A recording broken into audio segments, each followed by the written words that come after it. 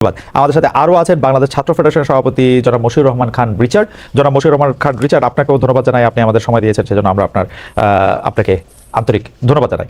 আমি জনাব মঞ্জুরুল ইসলামের কাছেই প্রথমে যেতে চাই যে আপনি জানেন যে মানে অনেক বিষয় নিয়ে আপনার সঙ্গে আসলে কথা বলতে হবে। তা আমরা শুরুটা করছি এরকম, আপনি জানেন যে অগাস্টে পট পরিবর্তনের মধ্যে বাংলাদেশ ও ভারতের মধ্যে যে কূটনৈতিক সম্পর্ক, বা আমি যদি এটাকে সম্পর্ক না বলে বলি টানা পড়েন, তাতে নতুন উত্তেজনা তৈরি করে সোশ্যাল মিডিয়ায় ছড়িয়ে পড়া বুয়েটের গেটে ভারতের জাতীয় পতাকা পায়ে মারানোর দৃশ্য। এই পতাকা মারানোর মাস্টারমাইন্ড আসলে কারা, বা কারা এই উদ্যোগ নিল? শিবির এ ধরনের উদ্যোগ সমর্থন করেন কিনা? কেন আমি এই প্রশ্ন করছি, কারণ হচ্ছে যে অনেকেই বলছেন বা কেউ কেউ বলে থাকেন যে এই প্রক্রিয়াটার সঙ্গে আসলে ইসলামী ছাত্র শিবির খুব সরাসরিভাবে জড়িত। জনাব মঞ্জুরুল ইসলাম, আপনার কথা শুনতে চাই। ধন্যবাদ ভাইকে।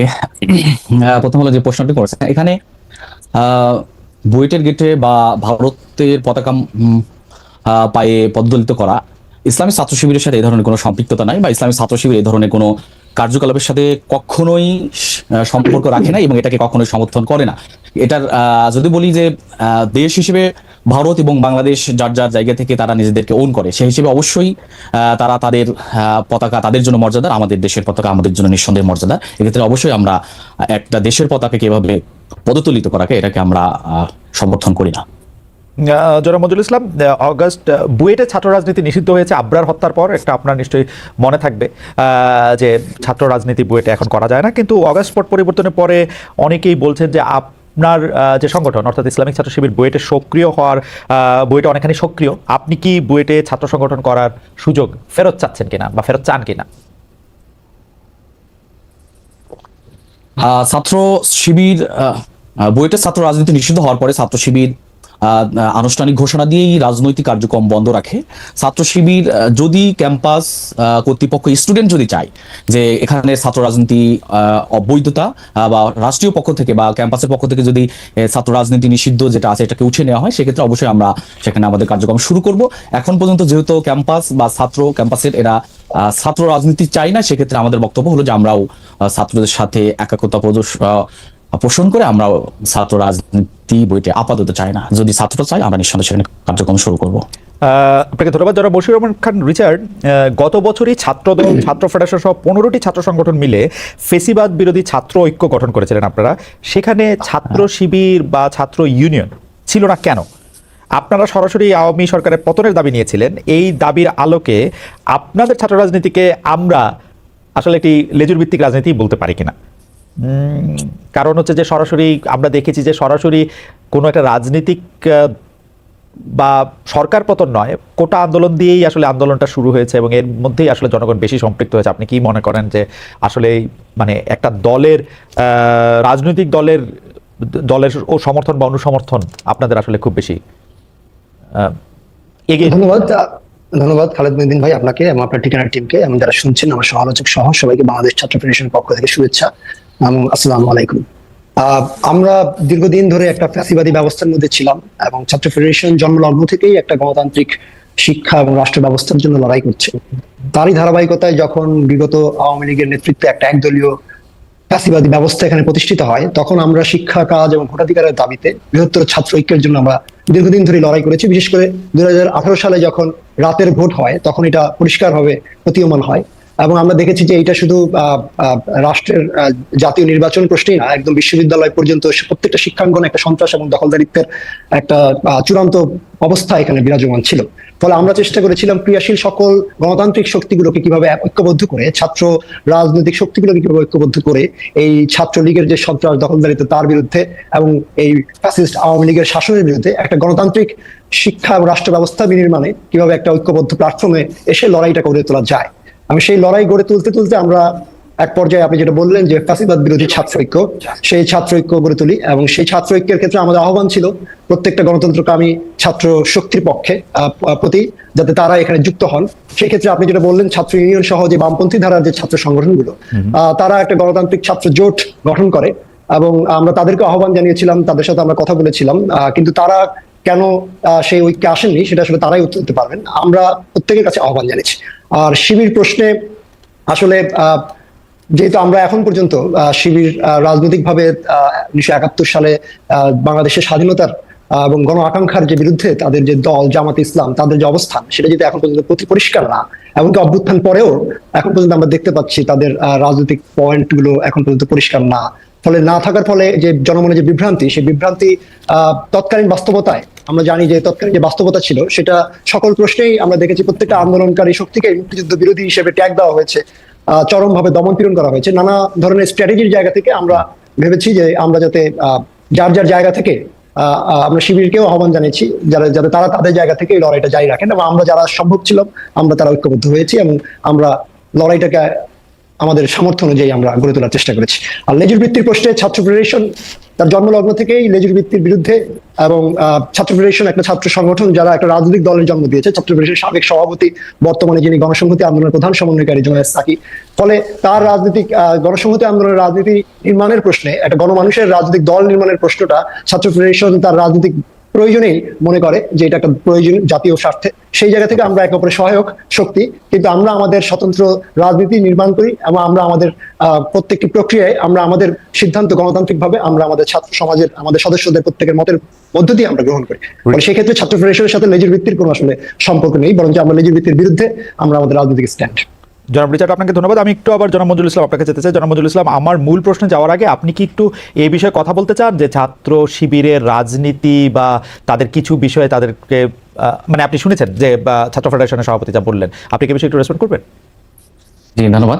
এখানে যে বিষয়টি স্পষ্ট হওয়া উচিত, ছাত্র শিবিরের জন্ম 1977 সালে এবং ছাত্র শিবির এই মুক্তিযুদ্ধকে কথা শুনতে পাচ্ছি না, আমার এখানে নেটে প্রবলেম হচ্ছে, বারবার মনে হচ্ছে যে ছাত্র শিবির জন্ম 1977 সালে। ছাত্র শিবির স্বাধীনতাকে, মহান মুক্তিযুদ্ধকে নিঃসন্দেহে ধারণ করে। যারা বলেন যে ছাত্র শিবির 71-এর ব্যাপারে অস্পষ্ট, তারা কি কারণে বলেন এটা তাদের নিজস্ব ব্যাপার হতে পারে। ইসলামী ছাত্র শিবির 71 আমাদের মহান অর্জন, এটাকে মানে তারা মানে ওন করে এবং এটাকে ধারণ করে।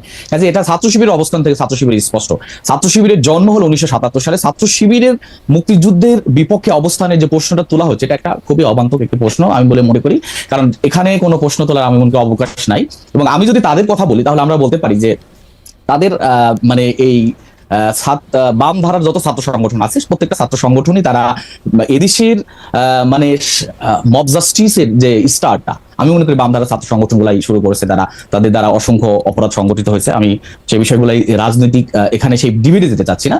আমি আমার জায়গা থেকে স্পষ্ট করতে চাই যে ছাত্র শিবির 5 আগস্টের পরেও তারা তাদের প্রকাশ্যে কার্যক্রম আগে যেমন ছিল এখন সেই কার্যক্রমকে অব্যাহত রেখেছে। কাজেই এই যে একটা প্রশ্ন তৈরি করা হচ্ছে, এটা আমি মনে করি অহেতুক একটা প্রশ্ন দিয়ে মানে একটা আমি আপনি যথার্থই বলেছেন যে ছাত্র শিবিরের জন্ম 1977 সালে, কিন্তু ছাত্র শিবির যেই সংগঠনটির সহযোগী সংগঠন বা যে সংগঠনটি ছাত্র শিবিরের মুরব্বী সংগঠন, সে জামাতে ইসলামের জন্ম কিন্তু 70 সালের আগে, এবং 1971 সালে জামাত ইসলামের কিন্তু একটা ডিফাইন্ড ভূমিকা ছিল। তারা বাংলাদেশের মুক্তিযুদ্ধ, বাংলাদেশের জন্ম, এগুলি নিয়ে কিন্তু তাদের একটা ডিফাইন্ড অবস্থান ছিল। মানে আমি সেটা বিস্তারিত ব্যাখ্যা করতে চাই না, এইটাকে আপনি যেভাবেই বলেন তাদের একটা ডিফাইন্ড অবস্থান ছিল। তো সেই ডিফাইন্ড অবস্থানটা থেকে তর্কটা আসে হচ্ছে এই জায়গায় যে জামাত ইসলামী কি তার ওই ডিফাইন্ড অবস্থানটা থেকে ব্যক্তি বিশেষকে আমরা নানা সময় শুনেছি যে তারা বলেছেন যে না, এটা তাদের সিদ্ধান্ত ছিল, আমাদের তারপরে জন্ম হয়েছে, কিন্তু দল হিসাবে জামায়াতে ইসলামী তাদের সেই অবস্থানকে ভুল মনে করে কিনা, এই প্রশ্নটার ফয়সালা এখন হওয়া জরুরি। এই কারণে, কারণ পরবর্তীকালে আওয়ামী লীগ যখন রাজনীতি করতে আসবে, মানে নিয়মিত রাজনীতি করতে আসবে, তখন বারবারই এই উদাহরণটা সামনে আসবে। সেটা গণহত্যার সাথে, মানুষের সাথে অবস্থানগত কারণে, সবার বিপক্ষে দাঁড়ানোর কারণে। সেই জায়গাটা একটু আপনি বলবেন কিনা, আপনারা এটা নিয়ে আসলে কি ভাবেন? আচ্ছা, এখানে স্পষ্ট করতে চাই যে এই 71-এর ইস্যুতে জামাত ইসলামী তার জায়গা থেকে স্ট্যান্ডটা পরিষ্কার করেছে এবং জামাত ইসলামী সেই জায়গা থেকে তাদের বক্তব্য তারা রেখেছেন। ইসলামী ছাত্র শিবির 71 ইস্যুতে আমরা যদি বলি স্পষ্ট করতে চাই, ইসলামী ছাত্র শিবির তার যাত্রা 77 সাল থেকে। কাজে 71 ইস্যুটাকে ইসলামী ছাত্র শিবির বিতর্কিত যে ইস্যুর কথা বলা হচ্ছে, আদতে জামাত ইসলামী সেটা আসলে বিতর্কিত অবস্থানে ছিল কিনা, নাকি জামাতের ব্যাপারে একটা অভিযোগ ছিল, যে অভিযোগগুলা শতভাগ সত্য প্রমাণিত হয়নি এখন পর্যন্ত।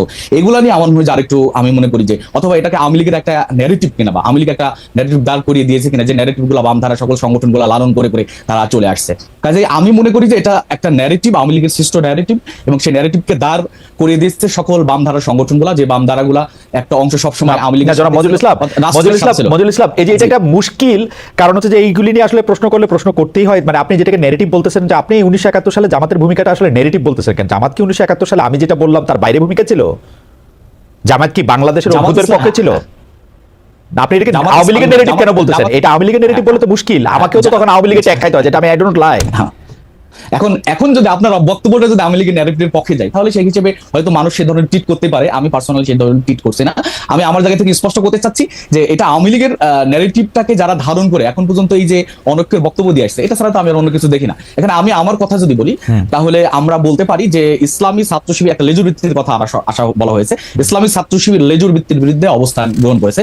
জামাত ইসলামী স্বতন্ত্র সংগঠন, ইসলামী ছাত্র শিবির স্বতন্ত্র সংগঠন হিসেবে পথ চলে। কাজে এখানে যে লেজুর ভিত্তির কথা আসছে, যে আমরা জামাত ইসলামের লেজুর ভিত্তি করি কিনা, আমরা জামাত ইসলামের লেজুর ভিত্তি করি না, আমরা স্বতন্ত্র সংগঠন হিসেবে আমাদের কার্যক্রম পরিচালনা করি এবং শতভাগ স্বতন্ত্র করি। Okay. এবং এখানে ছাত্র ফেডারেশনের সভাপতি যে কথাটা বলেছেন যে তারা লেজুর ভিত্তির বিরোধিতা করেন, তারা লেজুর ভিত্তির কতটুকু বিরোধিতা করেন, নাকি তারা লেজুর ভিত্তির সাথে সম্পৃক্ত, এই বিষয়গুলো আমার মধ্যে ক্লিয়ার হওয়া উচিত বলে আমি মনে করি। জি, লেজুর ভিত্তির প্রশ্নে জনাব মঞ্জুরুল ইসলাম, আমি আসলে এই পর্বে আপনাকে এই প্রশ্নটা করতে পারলাম না, প্রশ্নটা করে রাখবো। আচ্ছা ঠিক আছে, আমি আসছি আপনাকে, দ্রুতই আপনার কাছে আসছি আবার। আমি এটি ছাত্র ফেডারেশনের সভাপতি জনাব রিচার্ডের কাছে করতে চাই যে 7 নভেম্বর জাতীয় বিপ্লব ও সংহতি দিবস ছিল। একটা পোস্টার সাটানোকে কেন্দ্র করে সাধারণ শিক্ষার্থীদের ব্যানারে ঢাকা বিশ্ববিদ্যালয়ের ছাত্রদল বিরোধী বিক্ষোভ হয়েছে একাধিক দিন, যেখানে সেখানে ছাত্র রাজনীতি নিষিদ্ধের বিরুদ্ধেও মিছিল হয়েছে। এই মিছিলের দাবি দেওয়ার সঙ্গে আপনারা একমত কিনা? অর্থাৎ সাধারণ শিক্ষার্থীদের যে ব্যানার, এটা কিন্তু আসলে একদম, আমরাও ঢাকা ইউনিভার্সিটিতে পড়েছি, আপনারাও বিশ্ববিদ্যালয়ের ছাত্র ছিলেন, আছেন এখনো, সাধারণ শিক্ষার্থী বলে কিন্তু আসলে কিছু নাই। সাধারণ শিক্ষার্থীদের ব্যানারটা ব্যবহার করা হয় একটা কি বলবো, একটা নির্দিষ্ট উদ্দেশ্য থেকেই, কারণ তাদেরও একটা রাজনৈতিক উদ্দেশ্য থাকে বলে মনে হয়। আপনি এই সম্পর্কে কি বলবেন, যে বিএনপির একটা পোস্টার, যেটা আসলে বিপ্লব ও সংহতি দিবসের একটা পোস্টার সাধারণকে কেন্দ্র করে সাধারণ শিক্ষা, এটা কি আসলে আপনারা আয়োজন করছিলেন, ছাত্রদল যাতে খুব বেশি না পায়, নাকি কারা করছিল জনাব রিচার্ড? প্রথমত 7ই নভেম্বরকে কেন্দ্র করে যে পোস্টার সাটানো, আমরা মনে করি যে পোস্টার লিফলেটিং এগুলো তো প্রত্যেকটা সংগঠনের গণতান্ত্রিক রাজনৈতিক অধিকার, এবং এর মধ্য দিয়েই তারা ছাত্র সমাজের কাছে বা জনগণের কাছে প্রচার হবে, পরিচিতি পাবে, আর তাদের কর্মসূচি নিয়ে হাজির হবে। তো সেই জায়গা থেকে সেটাকে আমরা কোনোভাবেই অগ্রহণযোগ্য কিছু মনে করি না, কিন্তু সেটারও একটা আসলে লিমিটটা থাকে। সেই জায়গা থেকে আমার মনে হয় যে 7ই নভেম্বরকে কেন্দ্র করে হলে হলে যে পরিমাণ পোস্টারিং হয়েছে, সেই পোস্টারিংটা দৃষ্টিগত পর্যায়ে পৌঁছেছে। সেটা আমরা ব্যক্তিগত পর্যায়ে আমাদের ছাত্র দলের যারা সহযোদ্ধা আছেন তাদের সাথে আমরা বিষয়টিকে শেয়ার করেছি, জানিয়েছি যে জিনিসটাকে তারা আরো সংযত পর্যায়ে নিয়ে এসে করতে পারতেন।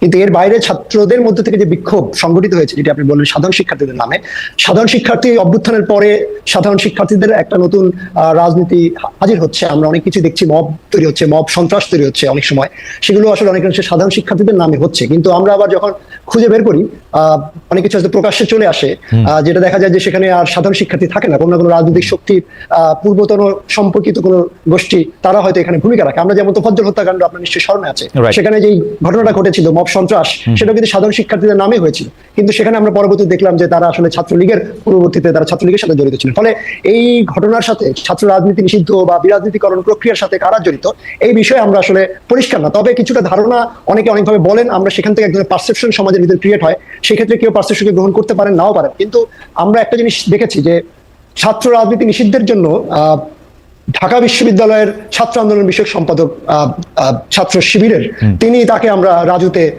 প্রোগ্রাম করতে দেখেছি সাধারণ শিক্ষার্থীদের ব্যানারে। ফলে এগুলো যখন ছাত্ররা দেখে তখন ছাত্রদের মধ্যে এক ধরনের পারসেপশন যায়।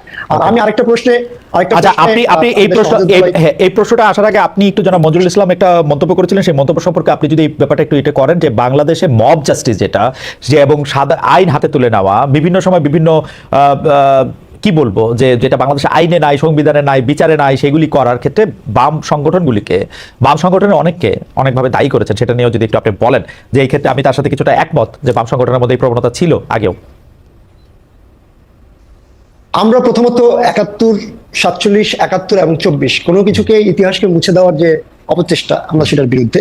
এবং আমরা মনে করি যে ছলচাতুরি করে আসলে ইতিহাসকে নির্মাণও করা যায় না এবং ইতিহাসকে মুছেও দেওয়া যায় না। ফলে সেই জায়গা থেকে আমরা গণতান্ত্রিক রীতিনীতি মেনে প্রত্যেকের রাজনৈতিক স্বাধীনতা পক্ষে, এবং সেই জায়গা থেকে আমরা মনে করি বাংলাদেশের বামপন্থী ছাত্র সংগঠন কিংবা জামাতে ইসলামের ছাত্র সংঘ, ছাত্র শিবির সহ প্রত্যেকেরই নানা ধরনের ভূমিকা আছে। সেই ভূমিকাগুলোকে নানাভাবে একে অপরের নামে অভিযোগ করার একটা সংস্কৃতি এখানে আছে। সেই জায়গা থেকে আমরা একটা প্রস্তাব অভ্যুত্থানের পরে হাজির করেছিলাম যে 71-এর পর থেকে প্রত্যেকটি ক্যাম্পাসে সংগঠিত যত ধরনের ছাত্র হত্যাকাণ্ড ঘটেছে, যার যার নামে যেই অভিযোগ আছে, একটারও কিন্তু আসলে কোনো ধরনের বিচার হয়। ফলে আমরা মনে করি যে সেটার একটা আলাদা বিচার বিভাগীয় তদন্ত হওয়া দরকার, কমিশন হওয়া দরকার, এবং সেখানে কার কতটুকু দায় আছে সেটা আসলে ছাত্র সমাজের কাছে পরিষ্কার হওয়া দরকার। আর এর বাইরে বামপন্থীদের প্রশ্নে বামপন্থী ছাত্র সংগঠনের উত্তর আসলে বামপন্থী ছাত্র সংগঠন দিতে পারবে, তাদের জোট গণতান্ত্রিক ছাত্র জোট দিতে পারবে। আমরা সেই জোটের অংশ না এবং আমরা নিজেদেরকে বামপন্থী ছাত্র সংগঠন হিসেবে ক্লেম করি না, আমরা একটা গণতান্ত্রিক আপনার খুব মনে হয় কিনা আপনার খুব মনে হয় কিনা যেমন 1971 সালে জামাত বাংলাদেশের অভ্যুদয়ের বিরোধিতা করেছে, স্বাধীনতার বিপক্ষে দাঁড়িয়েছে, অনেক ফতোয়া দিয়েছে, অনেক বয়ান দিয়েছে, এখন যেটাই যেভাবে আসুক না কেন, কিন্তু আমরা যখন 2023-এ 24-এ 22-এ 21-এ 20-এ 19-এ 18-তে প্রত্যেকবার স্বাধীনতার যে ফান্ডামেন্টালস আছে সেগুলিকে আমরা যখন ধ্বংস হইতে দেখছি এবং যখনই এটা নিয়ে কেউ প্রতিবাদ করতে গেছে তাকে একটা জামাত শিবির ট্যাগ দেওয়া হয়েছে, কেউ যদি এই কথা বলতে গেছে যে যে আপনারা এটা কেমনে করতেছেন, স্বাধীনতার নামে আমরা এটা কেন করতেছেন, তখন এটাকে আরেকটা করা হয়েছে। এই প্রবণতা থেকে রেহাই কেমনে পাওয়া যাবে? মানে ইসলামী ছাত্র শিবির যাদের জন্ম 1977 সালে, তারা একটা লেজিটিমেট কথা বলতে গেলেও তাদেরকে কেন 71-এর কথা তাদেরকে শুনতে হবে? মানে লেজিটিমেট কথা বলতে মানে তারা ক্যাম্পাসে একটা অত্যাচারের সম্মুখীন হতেছে, ক্যাম্পাসে একটা দুর্নীতি সন্ত্রাসের জায়গা থেকেও তারা যদি এইটার প্রতিবাদ করতে যায় তখন তাদেরকে শুনতে হবে যে 71 সালে তোমরা কি করছো। মানে হোয়াই ইজ দ্যাট? মানে এইটা অবশ্যই এটা কেন? আমরা এই এটা কেন? বিষয়ে একটা এখানে দুইটা প্রশ্ন। একটা প্রশ্ন হচ্ছে যে এই যে ছাত্র শিবির ট্যাগ দিয়ে বিভিন্ন সময় বিভিন্ন জনকে হত্যা করা হয়েছে, ছাত্র শিবির তো কোনো নিষিদ্ধ সংগঠন না, কিন্তু তারপরেও ক্যাম্পাসে সহ সারা দেশে তাদের রাজনীতি, প্রকাশ্য রাজনীতি করার যে অধিকার সেটাকে খর্ব করা হয়েছে, তাদেরকে ব্র্যান্ডিং করা হয়েছে এবং ব্র্যান্ডিং করে তাদের উপর সকল অত্যাচারকে হালাল করার চেষ্টা করা হয়েছে আওয়ামী লীগের তরফ থেকে, ছাত্রলীগের তরফ থেকে। এইটার বিরুদ্ধে আমরা ছাত্র ফেডারেশন একটা সময় থেকে আমরা বলা শুরু করেছি এবং আমাদের ঝুঁকি নিয়ে বলা শুরু করেছি। আমাদেরকেও এই কথা বলার কারণে আমাদেরকেও একভাবে মুক্তিযুদ্ধ বিরোধী কিংবা প্রো ইসলামিস্ট ধারার রাজনীতি নানা ধরনের কিন্তু ট্যাগিং করা হয়েছে। বামাতি বলে আমাদেরকেও কিন্তু ক্ষমতাসীনদের দিক থেকে নানা ট্যাগের শিকার হতে হচ্ছে। আজকে এই যে ট্যাগিং এর সংস্কৃতি এবং এই যে একজন কালিমালিপ্ত করে তার রাজনৈতিক অধিকারকে সংকুচিত করে তার উপর সকল অত্যাচারকে হালাল করার সেই সংস্কৃতি যেটা আওয়ামী লীগ নির্মাণ করেছে, 71-কে তারা তাদের নিজেদের একটা একক কর্তৃত্বে প্রতিষ্ঠা করেছে, এটাকে একটা চ্যাম্পিয়ন দল হিসেবে নিজেদের একক কৃতিত্ব এবং কর্তৃত্ব নির্মাণের স্বার্থে। কিন্তু আপনার মনে হয় না যে 71-কে যে আওয়ামী লীগ তাদের মৌরুষি পাট্টা করতে পেরেছে তার কারণ হচ্ছে যে আপনারা তো 71-কে আপনারা মনে হয় আওয়ামী লীগের চেয়েও বেশি 71-কে আওয়ামী লীগের মনে করেন, মুক্তিযুদ্ধকে আওয়ামী লীগের মনে করেন, কারণ আপনারা মুক্তিযুদ্ধের কোনো কিছু ওন করেন না, মুক্তিযুদ্ধের স্লোগান ওন করেন না, মুক্তিযুদ্ধের মানে মুক্তিযুদ্ধের কোনো মানে যেটা হচ্ছে যে মুক্তিযুদ্ধের সাথে কোনো সম্পর্কিত আছে আপনারা ওইটা যদি থিসিস হয় আপনারা ওটা এন্টি থিসিস লিখতে চান, মানে ওয়ানলি আওয়ামী লীগের বিরোধিতার নামে আপনারা 16 ডিসেম্বরকে এখন ফিকে করে ফেলতে চান, মানে যেহেতু এটা আওয়ামী লীগ করতো, মানে ওইটাই বা কেমন? প্রশ্নটা আপনার কাছে রাখলাম, আমি আসতেছি আপনার কাছে যে আপনারা বলেন যে মুক্তিযুদ্ধকে আওয়ামী লীগ কলুষিত করছে, কিন্তু মুক্তিযুদ্ধকে আপনারা আওয়ামী লীগের সম্পত্তি বানায় ট্রফি হিসেবে তার হাতে আপনারা বেশি তুলে দেন। মানে আপনি দেখেন গত বছরের 16 ডিসেম্বরের চেয়ে এবারে 16 ডিসেম্বর আলাদা হবে, কারণ আওয়ামী লীগ 16 ডিসেম্বর বেশি করে করতো। মুক্তিযুদ্ধ শব্দটা এখন একটা গালাগালিতে পরিণত হবে, কারণ আওয়ামী লীগ মুক্তিযুদ্ধের বেশি ইয়াতে পরিণত দিছে। জয় বাংলা বলা যায় না 75 থেকে 96 পর্যন্ত 21 বছর, কারণ আওয়ামী লীগের স্লোগান এটা। মানে ওয়াই ইজ দ্যাট? আমি এটা নিয়ে আসলে ইয়ার কাছেও জানতে চাবো, জনাব মঞ্জুরুল ইসলাম আপনার কাছেও জানতে চাবো। আমি আপনার কাছে স্পেসিফিক যে প্রশ্নটা করি যে সেটা হলো যে আসলে ঢাকা ইউনিভার্সিটিতে ওই 7 নভেম্বরের সভাটা নিয়ে আমরা যেটা বলতেছিলাম, এইটার পিছনে কি আসলে ইসলামী ছাত্র শিবির আপনারা বিএনপিকে ঢুকতে দিতে চান না বা বিএনপি ছাত্রদলকে ঢুকতে দিতে চান না, এবং যেই কারণে আপনারা একটা সাধারণ শিক্ষার্থীদের ব্যানারে একটা মানে এরকম একটা কিছু করতেছেন, হিসাবটা কি এইটা? আর ওইটা একটু বললেন তো যে মুক্তিযুদ্ধটা আপনারা পার্মানেন্টলি মুক্তিযুদ্ধের সাথে আওয়ামী লীগকেই ট্যাগ করে রাখতে চান কিনা? জি, ঢাকা বিশ্ববিদ্যালয়ে পোস্টার লাগানো নিয়ে যে বিষয়টা আসছে অভিযোগ ছাত্র দলের পক্ষ থেকে, এটার ব্যাপারে স্পষ্ট করে বলতেছে যে এখানে ছাত্র শিবিরের কোনো সম্পৃক্ততা নাই। এখানে এই জন্য নাই যে যেহেতু ছাত্র জনতা ঢাকা বিশ্ববিদ্যালয়ে বিশেষ করে সাধারণ ছাত্ররা তারা ছাত্র রাজনীতি নিষিদ্ধ বা ছাত্র রাজনীতি চায় না এরকম একটা বক্তব্য দীর্ঘদিন ধরে দিয়ে আসছে, কাজে তাদের সেই জায়গা থেকে হয়তো এই ধরনের কথা আসতে পারে বা তারা মিছিল করতে পারে বা তারা প্রতিবাদ করতে পারে। এইটা ছাড়া ইসলামী ছাত্র শিবির এর সাথে সম্পৃক্ত এটার অভিযোগ তোলা যায় বা অভিযোগ হয়তো মানে দু একজন তুলছেন, বাট ইসলামী ছাত্র শিবিরের অভিযোগ এবং সত্যতা প্রমাণ করা কখনো সম্ভব হয়নি। আর আরেকটি বিষয় মুশির রহমান নিসার ভাই বলছেন, সেটা বলতেছে ছাত্র শিবির ছাত্র রাজনীতি নিষিদ্ধ চায় না, ছাত্র শিবির ছাত্র রাজনীতির পক্ষে বক্তব্য দিয়ে আসছে এবং ছাত্র শিবির ছাত্র রাজনীতির সংস্কার চাই, সংস্কারটাকে সংস্কার নিয়ে আলাদা আলোচনা হতে পারে। কাজে এখানে আমি যদি বলি যে ঢাকা ইউনিভার্সিটিতে পোস্টার লাগানো এবং সেই পোস্টারের বিরুদ্ধে মিছিল করা ইত্যাদি এই ঘটনার সাথে ছাত্র শিবিরের কোনো সম্পৃক্ততা নাই। আর মুক্তিযুদ্ধের ব্যাপারে যদি বলি, মুক্তিযুদ্ধের ক্ষেত্রে মুক্তিযুদ্ধ নিঃসন্দেহে আমাদের একটা পরম পাওয়া, যে যার মাধ্যমে আমরা একটা নতুন জাতি হিসেবে আমাদের নিজেদেরকে পরিচয় দিতে পারি। এখানে মুক্তিযুদ্ধ আওয়ামী লীগ করতো, বেশি উদযাপন করতে, এখন আমরা করবো না, আমরা মনে হয় যে এই জায়গা আমরা বিশ্বাসী না। তবে আওয়ামী লীগ যে নিজস্ব সম্পদে পরিণত করেছিল, আওয়ামী লীগ এটাকে নিজস্ব মনে করে এটাকে উদযাপন করতো, ওই জায়গা থেকে হয়তো এখন জাতি বের হয়ে আসে। মঞ্জুরুল ইসলাম ভাই, আপনি কি এই জিনিসটা খেয়াল করছেন আওয়ামী লীগ যেটা নিজস্ব সম্পত্তিতে পরিণত করতো? আমার প্রশ্নটা হচ্ছে এইটা আমরা আওয়ামী লীগরে মানে এইটা হাতে তুলে ওরা নিজস্ব সম্পত্তি করে দিছি কিনা? আমরা মুক্তিযুদ্ধ থেকে আওয়ামী লীগের থেকে দূরে থাকতে চাই বলে মুক্তিযুদ্ধ থেকে দূরে থাকবো, ওইটা করে দুইটারে এক করে ফেলছে কিনা? আওয়ামী লীগ শুনলেই মুক্তিযুদ্ধ মনে হয় কিনা, মুক্তিযুদ্ধ শুনলে আওয়ামী লীগ মনে হয় কিনা? না, এখানে আমরা আওয়ামী লীগকে মুক্তিযুদ্ধ তুলে দিয়েছি, ব্যাপারটা এরকম না, বরং আওয়ামী দুঃশাসনের এই সময়গুলোতে বা মুক্তিযোদ্ধার যে মানে তারা যেভাবে লালন করতো বা একপেশি লালন, এটা হয়তো আমাদের পক্ষ থেকে বা আমাদেরকে সেই স্পেস গুলা দেওয়া হয় না। আমরা মুক্তিযুদ্ধ 16 ডিসেম্বরে আমরা কোনো র্যালি করতে পারি নাই, আমাদেরকে 1 মিনিট 2 মিনিটের র্যালি করতে দেওয়া হয়েছে, আমরা জোর করে র্যালি করেছি। প্রশাসন আমাদেরকে এবার তো আপনারা প্রশাসনের সাথে আপনাদের সবচেয়ে বেশি খাতিল মনে হয়। এবার কত বড় করবে র্যালি? প্রশাসনে এবার কত বড় র্যালি করবে? 16 ডিসেম্বর আসছে তো। প্রশাসনের সাথে আমাদের খাতির নাই, আমরা এটা চিন্তা করবো র্যালি হওয়ার পর আপনারা জানতে পারবেন যে এটা বড় করে করবেন কিনা সেটা জানতে চাইছি। সেটা বড় করে করবো কি করবো না সেটা সিদ্ধান্ত আসবে, মানে বেশি দিন তো নাই, পরিকল্পনা করলে অত বড় করে করতে পারবেন না তো নিশ্চয়ই। এটা আমরা আমরা 1 দিন 2 দিনের ব্যবধানে অনেক বড় পরিকল্পনা করে বাস্তবায়ন করতে পারি আর পারি আর কি। আচ্ছা, আমি প্রশ্নটা করি, থ্যাংক ইউ। আমি প্রশ্নটা করি যে আওয়ামী লীগ সরকার পতনের পর আমরা খেয়াল করেছি যে ছাত্রলীগে থাকা ছাত্র শিবির নেতার আত্মপ্রকাশ করতেছে নানাভাবে, এমনকি জুলাই আন্দোলনের সমন্বয়কও আমরা দেখতে পাচ্ছি যে ছাত্র শিবির নেতা। এই ধরনের কৌশলের কারণে গত 15 বছর শিক্ষা জীবন, ছাত্র রাজনৈতিক কেরিয়ার সবই আপনারা ঠিক রাখতে পেরেছেন, কিন্তু ছাত্রদলের অনেকে শিক্ষা জীবন কেরিয়ার ধ্বংস হয়ে গেছে বিগত সরকার আওয়ামী লীগ ছাত্রলীগের নিপীড়নের কারণে। অনুপ্রবেশের এই রাজনীতি কি আপনাদের সাংগঠনিক সিদ্ধান্ত হয়েছে নাকি ব্যক্তিগত সিদ্ধান্তে? প্রথম হলো যে অনুপ্রবেশ বলতে অনুপ্রবেশে ধরেন আমি ছাত্র শিবির করি, আমি ছাত্রলীগের একটা কেন্দ্রীয় পদ নিয়ে বসে আছি, আমি 2 মাস পরে অনুপ্রবেশ করছে বলে আমার জানা নাই। না না, আমার জানা নাই, আমি শিবিরের কেন্দ্র সভাপতি হিসেবে বলে আমার জানা নাই। ছাত্র শিবিরে অনুপ্রবেশের অভিযোগ নিয়ে আসা হয়েছে। অভিযোগগুলো আমি বলতে পারি, ঢাকা বিশ্ববিদ্যালয় সেক্রেটারি ব্যাপারে একটা অভিযোগ আসছিল। তিনি কোনো ছাত্রলীগের কোনো কমিটিতে ছিল না, তিনি ছিল ঢাকা বিশ্ববিদ্যালয়ের একটা ডিবেটিং সোসাইটির একটা ক্লাবের সে হলো দায়িত্ব পালন করতো। এটা ছাড়া আর কোনো কিছু আমার কাছে মনে হয় যে কেউ স্পষ্ট করতে পারবে না বা প্রমাণ করতে পারবে না, অভিযোগ করতে পারবে। তবে এটা অভিযোগ প্রমাণিত যে অসংখ্য মানে দলীয়, মানে আমি একদম স্পেসিফিকলি বলি, আপনি একটু যারা মজুল ইসলাম কমিটি থেকে মজুল ইসলাম ভাই আমরা কিন্তু দেখতে পাচ্ছি মজুল ইসলাম ভাই আপনাকে অনেকে ফলো করেন এবং আপনার কাছে আপনার মুখে শুনলে এটা পরিষ্কার হয়ে যাবে। মজুল ইসলাম ভাই, এই যে ঢাকা বিশ্ববিদ্যালয় শাখার যে সেক্রেটারি বাংলাদেশ ইসলামী ছাত্র শিবিরের জেনারেল সেক্রেটারি জনাব SM ফরহাদ, সমাজ কল্যাণ ও গবেষণা ইনস্টিটিউটে কি ছাত্রলীগের পদ ছিল না ওনার? না, ছাত্রলীগের মানে SM ফরহাদ বলে মানে SM ফরহাদ বলে আরেকজনকে মানে ছাত্র শিবির SM ফরহাদ বলে চালিয়ে দেওয়া যে একটা মানে কালচার, এটা আমরা দেখে আসছি, যে ট্যাগ দিয়ে দেওয়া যে এই হলো ইসলামী। মানে উনি ছাত্রলীগ করেন নাই কোনোদিন? আমরা স্পষ্ট করেছি না, উনি ছাত্রলীগ করেন নাই। আমরা আমাদের পক্ষ থেকে ঢাকা ইউনিভার্সিটির পক্ষ থেকে আমরা স্টেটমেন্ট দিয়ে পরিষ্কার করছি বিষয়টাকে। না, উনি ছাত্রলীগ করেন নাই, উনি ডিবেট ক্লাবের সাথে উনি সম্পৃক্ত ছিল। আর যে SM ফরহাদের কথা বলা হচ্ছে এটা হলো অন্য SM ফরহাদ, সেটাও ক্লিয়ার করা হয়েছে, সেটাও সোশ্যাল মিডিয়াতে আসছে। কাজে যেটা ক্লিয়ার। এখানে আরেকটা বিষয় আমার একটু বাকি ছিল, আপনি বলেছিলেন যে এই প্রসঙ্গে লাস্ট এই যে ইসলামী ছাত্র শিবিরের সভাপতি জনাব সাদিক কায়েম, যিনি আসলে সমন্বয়কদের একজন ছিলেন, তিনি তো আর ইসলামী ছাত্র শিবিরের পরিচয়ে সমন্বয়ক ছিলেন না, তারকে আরেকটা পরিচয় নেওয়া ছিল, তাই না? ব্যাপারটা কিরকম মানে বুঝলেন? মানে সমন্বয়ক হিসেবে, সমন্বয়কের ক্ষেত্রে আমরা স্পষ্ট করতে পারি যে আমাদের অনেক জনশক্তি আন্দোলনে ছিল, সরাসরি আন্দোলনে ছিল, এবং এই আন্দোলনে আমি মনে করি যে এই আন্দোলনের অন্যতম স্টেক হোল্ডার হিসেবে ইসলামী ছাত্র শিবির ভূমিকা পালন করেছে।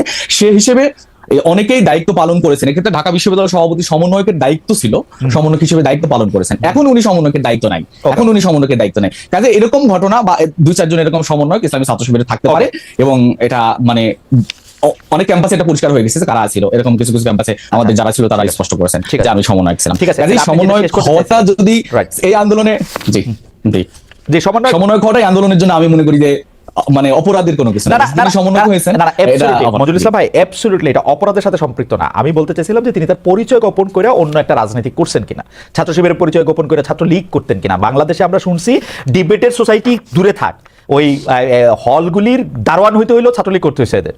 ডিবেটের সোসাইটি তো ছাত্রলীগ না করে করতে পারবে না, মানে আমরা 15 বছরে আমরা যত জানি আর কি, সেইটা ওনারা দলের সিদ্ধান্তে করছে না ব্যক্তিগত সিদ্ধান্তে করছে, সেটা ছিল হচ্ছে প্রশ্ন। না, এখানে আপনি যেটা প্রশ্ন করেছেন কোনোটাই ঠিক না আর কি। দলেরও সিদ্ধান্ত ছিল না, তার ব্যক্তিগত সিদ্ধান্ত ছিল না, তাই ছাত্রলীগের সাথে সম্পৃক্তও ছিল না। ছাত্রলীগের সাথে সম্পৃক্ত থাকার নৈতিকভাবে ছাত্র শিবির কোনো জনশক্তির অধিকার নেই, কারণ এটা সাংবিধানিকভাবে স্বীকৃত। অন্য কোনো দল বা সংগঠনের সাথে সম্পৃক্ত থাকতে পারবে না। এক্ষেত্রে প্রশ্নই আসে না একজন বিশ্ববিদ্যালয়ের শাখার সেক্রেটারি কিভাবে অন্য একটা দলের চেয়ে কমিটিতে থাকেন বা অন্য দলের সাথে সম্পৃক্ত থাকেন। ঠিক আছে, আপনি যে প্রসঙ্গটা শেষ করতে চাইছিলেন সেটা একটু শেষ করেন। আমি একটু দর্শকদের কাছে জানতে চাইছিলাম যে অন্তর্বর্তী সরকার শিক্ষা প্রতিষ্ঠানে স্বাভাবিক পরিবেশ ফেরাতে পেরেছে বলে মনে করেন কিনা। দর্শকরা সমান 2 ভাগে ভাগ হয়েছেন, শতকরা 50 ভাগ মনে করছেন যে হ্যাঁ ফেরাতে পেরেছেন, শতকরা 50 ভাগ মনে করছেন যে ফেরাতে পারেননি। 69,000 দর্শক আমাদেরকে ভোট বা সিদ্ধান্ত পাঠিয়েছেন। আপনি যেটা বলতে চাইছিলেন যে প্রসঙ্গে, আমি সেটা যদি একটু বলেন। জনাব রিচার্ডের বলা কোনো প্রসঙ্গে আপনি রেসপন্ড করতে চেয়েছিলেন জনাব মঞ্জুরুল ইসলাম। আচ্ছা, আমি যেটা বলতে চাইছিলাম সেটা হলো যে ছাত্র ছাত্র শিবিরের মানে এই ক্যাম্পাসের ক্যাম্পাসের ছাত্র রাজনীতি, প্রশ্নটা আবার মনে করলে ভালো বেটার হবে আর কি। প্রশ্নটা আমি একটু কনফিউজ হয়ে গেছি। জনাব রিচার্ড যেটি আসলে বলতে চেয়েছেন সেটি আপনি রিচার্ড অনেকগুলি কথা বলেছেন, আপনি নিজে থেকে বলছিলেন যে একটা বিষয় আপনি রেসপন্ড করতে চান, মানে আমি বিষয়টা জানি না মানে কোন প্রসঙ্গে জনাব রিচার্ড আসলে ক্যাম্পাসে রাজনীতি, লেজুর বৃত্তি, ছাত্র শিবিরের সাথে সম্পর্ক, সংগঠনের নানা বিষয়ে কথা বলেছেন। তাহলে কি আমরা আবার একটু রিচার্ড সাহেবের কাছে যাবো, আপনার যদি কোনো কিছু মনে হয়? যে আমি বুঝতে পারছি, জি আমি বুঝতে পারছি। উনি অনেক কথা বলছেন, ৭১-এর বিষয়ে আমরা কথা বলেছি। ৫ আগস্টের পরের উনি বলছেন ৫ আগস্টের পরে ছাত্র শিবিরের কার্যক্রম অস্পষ্ট বা এই জাতীয় কথা বলছেন। আমরা এখানে স্পষ্ট করে বলতে পারি যে ৫ আগস্টের পরে ছাত্র শিবিরের কার্যক্রম বা আগের কার্যক্রম সবসময় ছাত্র শিবির কার্যক্রম ওপেন ছিল, এবং ৫ আগস্টের পরে ছাত্র শিবির সেই স্পেসটা পাচ্ছে, যে স্পেসটা ৫ আগস্টের আগে পাইনি। মিডিয়া থেকে শুরু করে সকল ক্ষেত্রে আমাদের সেই স্পেসটা এখন আমরা পাচ্ছি, যে মিডিয়া আমাদেরকে একটু সুযোগ দিচ্ছে, যেটা আগেও মিডিয়া আমাদেরকে এইভাবে কোনোদিন সুযোগ দেয় নাই। কাজে এই ধরনের যে অভিযোগগুলো আসছে আমাদের ছাত্র শিবিরের ব্যাপারে তারা আমরা অস্পষ্ট, এই ব্যাপারটাকে ক্লিয়ার হতে চাচ্ছিলাম যে ছাত্র শিবির সবসময় ওপেন ছিল, ওপেন ছাত্র রাজনীতি করেছে, এবং তাদের কার্যক্রমগুলো ধারাবাহিকভাবে আমরা যদি দেখি সোশ্যাল মিডিয়া, আমরা যেহেতু মিডিয়াতে সেই অ্যাক্সেস পাই নাই, সোশ্যাল মিডিয়ায় আমাদের সেই অ্যাক্টিভিটিস গুলা আমরা দেখানোর সুযোগটা পেয়েছি, এটা আর কি। আপনাকে ধন্যবাদ। আমি একটু জনাব রিচার্ডের কাছে যেতে চাই। শিক্ষককে অপসারণ বা শিক্ষককে রাখার দাবিতে তো সারা দেশে তো আছেই। প্রতিদিনই ঢাকা শহর সহ দেশের মেজর সিটিগুলিতে বা যেখানে বিশ্ববিদ্যালয় রয়েছে সেখানে ছাত্ররা কোনো না কোনোভাবে রাজপথ উত্তাল করে রেখেছে। বিশেষ করে ঢাকায় কখনো ৭ কলেজের সংকট নিয়ে আন্দোলন, তিতুমির কলেজকে বিশ্ববিদ্যালয়ে রূপ দেওয়ার দাবি, কখনো ঢাকা কলেজের সাথে অন্য কলেজের সংঘর্ষ, কখনো বা কোনো বিশ্ববিদ্যালয়ে ভিসির পদত্যাগ দাবি, কখনো ভারতের আগ্রাসনের প্রতিবাদ। ৫ আগস্টের পর ছাত্রদের স্বাভাবিক লেখাপড়ার পরিবেশ নিশ্চিত করা যাচ্ছে না কেন? রাষ্ট্র সংস্কার, নির্বাচন, সরকার নিয়ে আপনারা যতটা মনোযোগী, শিক্ষার্থীদের সংকটগুলি নিয়ে আপনারা কি করছেন আসলে, জনাব রিচার্ড? ধন্যবাদ খালেদ ভাই। আমি প্রশ্নের আগে গত প্রশ্নে আপনি আমাকে কিছু আলাপ করেছিলেন এবং সেক্ষেত্রে আপনারা বলে সম্বোধন করেছেন। এই আপনারাটা আসলে কারা আমি এখন পরিষ্কার হতে পারিনি, তবে আমরা আমাদের দিক থেকে বলতে পারি যে মুক্তিযুদ্ধকে আওয়ামী লীগ যেভাবে তার একক দলীয় সম্পত্তিতে পরিণত করেছে, আমরা আমাদের জন্মলগ্ন এবং তার সহোদর হিসেবে অনেকেই ভূমিকা পালন করেছে, এটা সত্য। এবং বামপন্থীদের নামে পরিচয়ে বিভিন্ন সংগঠন এবং তাদের মধ্যে একাংশ তো আওয়ামী লীগের সাথে জড়ো করেছে। এই পুরো ফ্যাসিবাদের সরাসরি সহোদর ছিল, কেউ কেউ হয়তো পরোক্ষ সহোদর ছিল। ফলে এই সহোদরদের বাইরে যে আমরা তাদের সমালোচনার মধ্য দিয়ে আলাদা রাজনৈতিক শক্তি নির্মাণের স্বার্থেই আমরা আমাদের যাত্রা, এবং আমরা মুক্তিযুদ্ধের যে আওয়ামী বয়ান, সেই বয়ানকে সবসময় আমরা চ্যালেঞ্জ করেছি, এবং একই সাথে আমরা নতুন নির্মাণের কথা বলছি। যেমন আপনি যদি বলেন যে বাংলাদেশে মুক্তিযুদ্ধের প্রকৃত ঘোষণা যেটা ছিল সেটার সাথে মূলনীতির যে তফাৎ, আমরা কিন্তু সেই বিষয়টাকে নিয়ে সবসময় সোচ্চার ছিলাম যে এখানে আমাদের মুক্তিযুদ্ধের পরিষ্কার ঘোষণা ছিল সাম্য, মানবিক মর্যাদা এবং সামাজিক ন্যায় বিচার। কিন্তু আমাদের ৭২ সাল থেকে যে যাত্রাটা, এখানে দুইটা প্রশ্ন। একটা প্রশ্ন হচ্ছে যে আপনি আওয়ামী লীগের বয়ান বলছেন, একইভাবে শিবিরের যে সভাপতি আছেন আমাদের সঙ্গে তিনিও এটা আওয়ামী লীগের বয়ান নানাভাবে বলছেন, কিন্তু আমরা কি আসলে মুক্তিযুদ্ধকে বা আমাদের যুদ্ধ জেতাটাকে আরেকটা দেশের সঙ্গে আরেকটা ইয়ের সাথে এটা কি আমরা আওয়ামী লীগের মতো সেলিব্রেট করি? এক। দুই হচ্ছে যে আপনি এইমাত্র যেটি বললেন, সরি আমি এটা এই জায়গাটা থেকে আপনি একটু আগে বলেন, নাহলে আমি এটা করে ফেলবো যে আমরা কি আওয়ামী লীগের মতো একই রকম ভাবে এটা সেলিব্রেট করি কিনা। প্রথম প্রশ্ন হচ্ছে আওয়ামী লীগ মুক্তিযুদ্ধকে সবচেয়ে বেশি বিতর্কিত করেছে। মুক্তিযুদ্ধের প্রস্তুত যে আকাঙ্ক্ষা ছিল একটা বৈষম্যহীন, একটা সমতা ভিত্তিক সমাজ নির্মাণ, এমন একটা রাষ্ট্র নির্মাণ যে রাষ্ট্রে প্রত্যেকের অধিকারের প্রতিষ্ঠা পাবে এবং পরিচয়ের ভিত্তিতে কোনো ধরনের বৈষম্য হবে না, সেইটার বিপরীতে যে তারা মুক্তিযুদ্ধের একটা দলীয় চেতনা দাঁড় করিয়েছে, এবং সেই চেতনার নামে এই যে গত ১৫ বছর একটা ফ্যাসিবাদ কায়েম হয়েছে। প্রত্যেকটা গণতান্ত্রিক আন্দোলনকে তারা ট্র্যাকিং করেছে মুক্তিযুদ্ধ বিরোধী হিসেবে। সেটা তো আওয়ামী লীগের প্রবলেম, তাই বলে তার মুক্তিযুদ্ধটা সমস্যা সংকুল হয়ে যায় না। অবশ্যই আমরা প্রথমেই আলাদা করতে চাচ্ছি যে মুক্তিযুদ্ধকে উদযাপন আর আওয়ামী লীগের উদযাপন, এই যে দুইটা উদযাপন, এটা সম্পূর্ণ আলাদা একটা বিষয়। আওয়ামী লীগ মুক্তিযুদ্ধকে তার দলীয় স্বার্থে ব্যবহারের উদ্দেশ্যে, তার ফ্যাসিবাদী শাসন ব্যবস্থার প্রতিষ্ঠার স্বার্থে ব্যবহার করেছে। ফলে জনমনে মুক্তিযুদ্ধ আর আওয়ামী লীগের মনে মুক্তিযুদ্ধ সম্পূর্ণ দুইটা ভিন্ন বিষয়। জনগণ মুক্তিযুদ্ধকে অবশ্যই সেলিব্রেট করে এবং মুক্তিযুদ্ধকে বাংলাদেশ রাষ্ট্রের জনগণ করে, রাজনৈতিক দলগুলি জনগণ করে, আওয়ামী লীগ ছাড়া অন্য রাজনৈতিক দলগুলি করে কিনা, জামায়াতে ইসলামী যথেষ্ট পরিমাণে মুক্তিযুদ্ধকে সেলিব্রেট করে কিনা, ইসলামী ছাত্র শিবির করে কিনা, আর রাজনৈতিক দলগুলি বিএনপি যথেষ্ট পরিমাণ করে কিনা, আপনার কাছে কি মনে হয়? এইবার তো আর আওয়ামী লীগ নাই, রাস্তায় থাকতে দিবে, এইবার আমরা কি সেই সেলিব্রেশন দেখবো? এক। আরেকটা প্রশ্ন, আপনি এই প্রসঙ্গে একটু বললেন যে ৭২ স্বাধীনতার যে মূল যে ঘোষণা, সেটা থেকে এসে আবার সংবিধানের যে মূলনীতিগুলো আলাদা হলো, শিক্ষা, সাম্য, মানবিক মর্যাদা থেকে, যে তারা আলাদা হইতে পারে শব্দের মাধ্যমে, কিন্তু তারা কি সাংঘর্ষিক? তারা তো উল্টা জিনিস তো না। শিক্ষা, সাম্য, মানবিক মর্যাদাকে আমরা যদি নানাভাবে ব্যাখ্যা করতে পারি, সেটার মধ্যে তো করলে তো আমরা ধর্মনিরপেক্ষতা, জাতীয়তাবাদ, গণতন্ত্র, সমাজতন্ত্র এগুলিই পাবো। নাকি? একটা বিষয় হচ্ছে আমরা মনে করি যে ৭১-এর পরে আজকে আমাদের সামনে আরেকটা একটা সম্ভাবনা তৈরি হয়েছে। ৭১ যেভাবে আমাদের একটা সম্ভাবনা তৈরি করছিল একটা নতুন রাষ্ট্র বিনির্মাণের, সকলের লক্ষ লক্ষ মানুষ আত্মত্যাগের বিনিময়ে, সেই আত্মত্যাগকে পদদলিত করে আওয়ামী লীগ সেখানে সকল যুদ্ধের সাথে জড়িত সকল স্টেক হোল্ডারদেরকে বিচ্ছিন্ন করে তারা একটা দলীয় কর্তৃত্ব প্রতিষ্ঠা করেছে এবং একটা সংবিধান প্রণয়ন করেছে ৭২ সালে, যেটা সম্পূর্ণরূপে এখানে একটা এক ব্যক্তি কেন্দ্রিক সরকার বা শাসন ব্যবস্থা, যেটারই ধারাবাহিকতা গত ফ্যাসিবাদ। ফলে সেই জায়গা থেকে তো আমরা কোনোভাবেই বলতে পারি না সেই সংবিধান আসলে মুক্তিযুদ্ধের সংবিধান ছিল। ফলে মুক্তিযুদ্ধে বরঞ্চ যারা সত্যিকার অর্থে আত্মত্যাগ করেছে তাদেরকে বরঞ্চ এখানে পদদলিত করা হয়েছে এবং তাদেরকে আদারিং করা হয়েছে। ফলে আমরা এই ৭১ থেকে ২৪-এর এই যে ধারাবাহিকতা, আমরা সেই ধারাবাহিকতা আজকের দিনে আমরা মনে করি এখানে যে রাজনৈতিক ব্যর্থতাগুলো ছিল সেগুলোকে নতুন করে মূল্যায়ন করে এখানে আবার একটা নতুন করে একটা রাজনৈতিক বন্দোবস্ত নির্মাণ করা সম্ভব, এখানে একটা গণতান্ত্রিক সংবিধান নির্মাণ করা সম্ভব, যেখানে সত্যিকার অর্থে শুধু কাগজে কলমে নয়, আমার ক্ষমতা কাঠামোর মধ্যে এখানে গণতন্ত্র থাকবে, জনগণের ভোটাধিকার থাকবে, জনগণের অধিকার বাস্তবায়নের সকল শর্তগুলো এখানে নিশ্চিত থাকবে। ঠিক আছে, এটা পরিষ্কার। আমি সংবিধান নিয়ে আপনাকে আরেকটা প্রশ্ন করবো, আপনি এইটাকে নিয়ে যদি একটু বলেন যে শিক্ষার্থীদের সাধারণভাবে আবার সাধারণ শিক্ষায় ফেরার ক্ষেত্রে মানে আপনারা উদ্যোগ নিচ্ছেন কিনা, শিক্ষার্থীরা ফিরবে কিনা যদি? আমরা গত সপ্তাহখানেক আগে আমরা বৈষম্য বিরোধী ছাত্র আন্দোলন সহ ছাত্র শিবির, ছাত্র দল, ছাত্র ফেডারেশন সহ ক্রিয়াশীল সকল সংগঠনগুলো একত্রিত হয়ে আমরা একটা জাতীয় ছাত্র সংহতি সপ্তাহ পালন করেছিলাম এবং সেখানে আমরা নিজেরা একটা প্রচারপত্র তৈরি করেছিলাম এবং সেটা নিয়ে আমরা ছাত্রদের মধ্যে কাজ করছি। সেটার প্রধান নিয়ে ছিল সংঘর্ষকে না বলা, বিদ্বেষকে না বলা এবং ঐক্য এবং সম্প্রীতির একটি সংহতি স্থাপন করা। সেক্ষেত্রে এটা সত্য যে অভ্যুত্থান ছাত্রদের মধ্যে একটা নতুন জাগরণ তৈরি করেছে এবং ছাত্র রাজনীতির যে গৌরবোজ্জ্বল ইতিহাসকে আমরা সবসময় পাঠ করি, যেটাকে গত ১৫ বছর ছাত্রলীগ বিতর্কিত করেছে প্রবল ভাবে, সেটা আবার এই অভ্যুত্থানের মধ্য দিয়ে যেখানে ছাত্র সংগঠন, ছাত্র সমাজের যে ভূমিকা, সেটাকে আবার নতুন করে পুনরুজ্জীবন ঘটিয়েছে।